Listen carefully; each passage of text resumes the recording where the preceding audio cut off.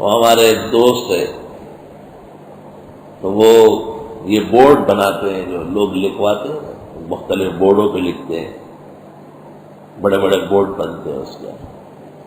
تو ایک بدعتی نے وہاں بورڈ لکھوایا، اس کو مضمون دے دیا کہ اس پر لکھ دو یا اللہ، اس پر لکھ دو یا رسول اللہ، اس پر لکھ دو یا غوث الاعظم، اور کاغذ چھوڑ کے چلا گیا۔ اور اس نے اپنے آدمی کو کہا کہ 3 بورڈ بنا دو، لیکن دینا نہیں جب تک میں نہ آؤں، اپنے نوکر کو کہا۔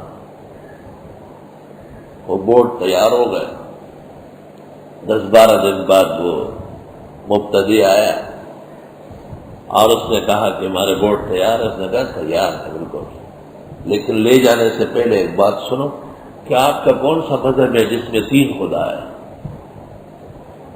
اس نے کہا نہیں، خدا تو ایک ہے، یہ حضرت صلی اللہ علیہ وسلم میں یہ غوث پاک ہے۔ اس نے کہا نہیں، آپ آواز تینوں کو ایک جیسے دے رہے ہیں، اس میں کیسے فرق کریں؟ یا اللہ یا رسول اللہ یا غوث الاعظم، آواز تو سب تینوں کو ایک لگا رہے ہیں، فرق کس طرح کرو گے؟ تو کچھ دیر کھڑا رہا، پھر کہنے لگا میں اپنے بڑے کو لے کے آتا ہوں۔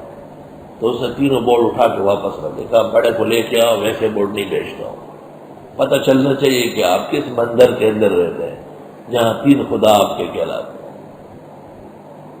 وہ عالم نہیں، آپ سے ملاقات ہو جائے گی، آتا رہتا ہے، لیکن درس غور سے سنا ہے اور توحید اور شرک کو سمجھ چکا ہے۔